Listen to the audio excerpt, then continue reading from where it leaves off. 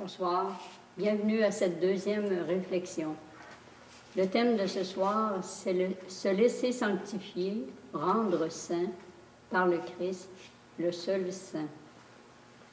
Je nous rappelle qu'après, l'adoration se vit en silence pour nous permettre d'intégrer, de laisser s'imprégner en nous ce que nous avons entendu, ce qui nous a rejoints. Eh oui, le mois de novembre est commencé. Le mois des morts, comme disaient les anciens.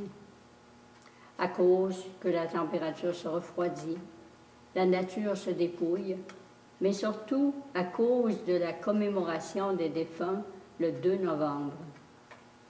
Qu'on le veuille ou non, le mois de novembre nous parle davantage de mort que de vie. Malgré cela, je vous propose d'en faire un projet constructif et nourrissant. Pour notre projet, nous avons besoin d'un thème et de moyens pour le réaliser.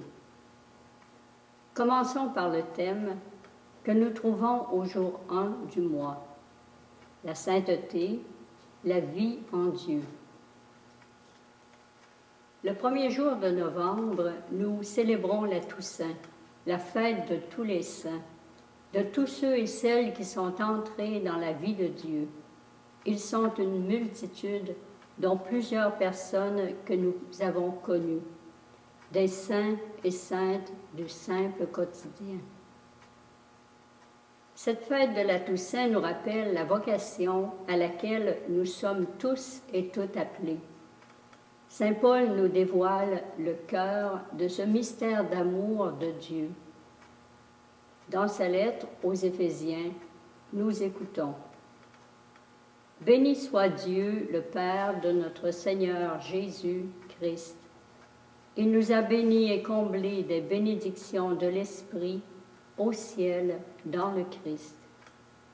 Il nous a choisis dans le Christ avant la fondation du monde, pour que nous soyons saints et immaculés devant lui dans l'amour. Il nous a prédestinés à être pour lui des fils adoptifs par Jésus le Christ.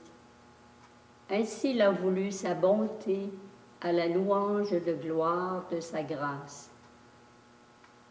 Que c'est beau, que c'est grand cet amour de Dieu pour nous. Nous avons été prédestinés à vivre dans l'amour du Père, à être saints et saintes comme lui est saint. Mission impossible sans le Christ, sans la mouvance de l'Esprit Saint, c'est clair. C'est pour cette raison que Paul précise que nous avons été bénis et choisis dans le Christ.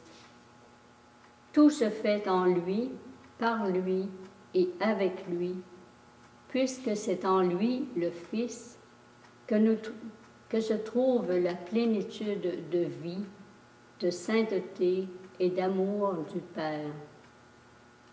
Et Paul ajoute que nous avons été prédestinés à être pour le Père des fils adoptifs, des filles adoptives par Jésus le Christ. C'est dans le Fils que le Père nous communique sa vie, son amour, sa sainteté. La prédestination dont nous sommes bénéficiaires ne concerne pas seulement quelques élus privilégiés, mais tous les humains. C'est toute l'humanité qui est appelée à vivre dans l'amour.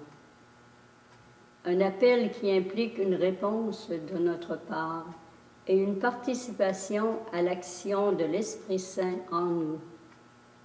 C'est là que notre liberté s'exerce fondamentalement.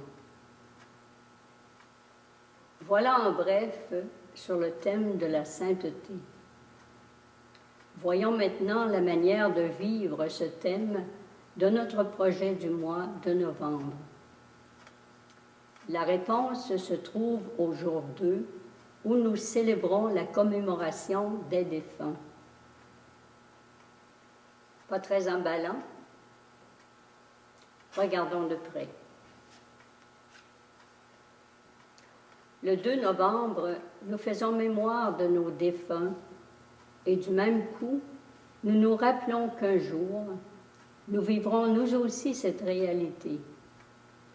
Une réalité qui est en fait un passage vécu dans le Christ, vainqueur de la mort, qui nous fait passer de cette vie à la vie éternelle, à la plénitude de vie en Dieu.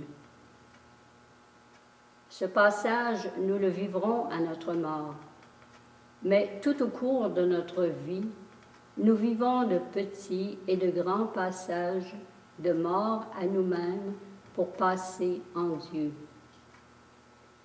Chaque fois que nous acceptons de mourir à nous-mêmes en faveur de la vie, de l'amour gratuit, de l'humble service, de la vérité, c'est le Christ qui prend de plus en plus de place en nous.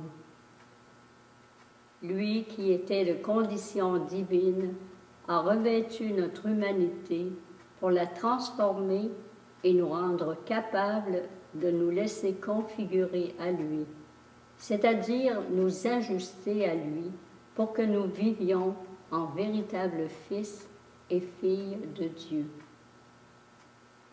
C'est cela la sainteté, laisser vivre le Christ en nous, le laisser communiquer quelque chose de sa divinité en notre humanité, nous imprégner, pour ainsi dire, de sa vie de fils de Dieu. Mourir à nous-mêmes, ce n'est pas mourir pour mourir, mais pour naître à quelque chose de meilleur. Comme à l'automne, les arbres se dépouillent pour donner des feuilles nouvelles au printemps. Dans le Christ, nous sommes en constant mouvement de mort-résurrection, de transformation de notre humanité dans la vie du Fils de Dieu, afin de vivre un jour pleinement avec lui. Laissons le Christ ajuster en nous ce qui ne l'est pas, selon la vocation à laquelle nous sommes appelés. Notre travail à nous est de consentir à le laisser faire dans la confiance, à collaborer à l'action de sa grâce, c'est-à-dire à sa présence agissante en nous. Elle agit comme le levain dans la pâte pour faire de nous du bon pain, pour vivifier la personne humaine que nous sommes, créée à l'image de Dieu et destinée à vivre en communion avec lui. Notre bonne volonté suffit, disait Mère Julienne du Rosaire, notre fondatrice. Le Seigneur peut tout faire avec notre bonne volonté et notre désir. Faisons-lui confiance.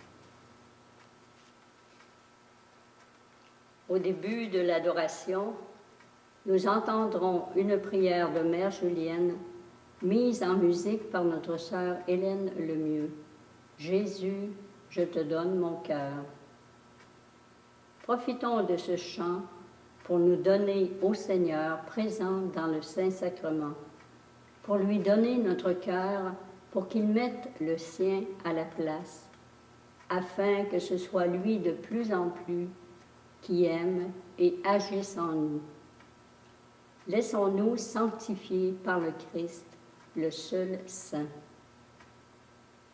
Que ce mois de novembre, loin d'être banal et ennuyeux, soit pour nous une occasion de réfléchir sur la sainteté et de faire un pas de plus dans cette vocation à laquelle nous sommes appelés à vivre au quotidien de nos jours, qui parfois ressemble à un temps d'automne. N'oublions pas que la lumière sait se frayer un chemin dans la grisaille de ce mois si peu aimé, et que la lumière du Christ est toujours au rendez-vous pour éclairer notre vie. Rendons-nous maintenant à la chapelle pour l'adoration, rencontrer le Christ le seul saint.